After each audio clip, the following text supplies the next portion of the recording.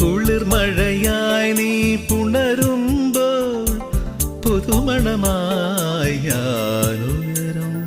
മഞ്ഞിൻ പാദസരം നീ അണിയും ദളമർമരമായി ഞാൻ ചേരും.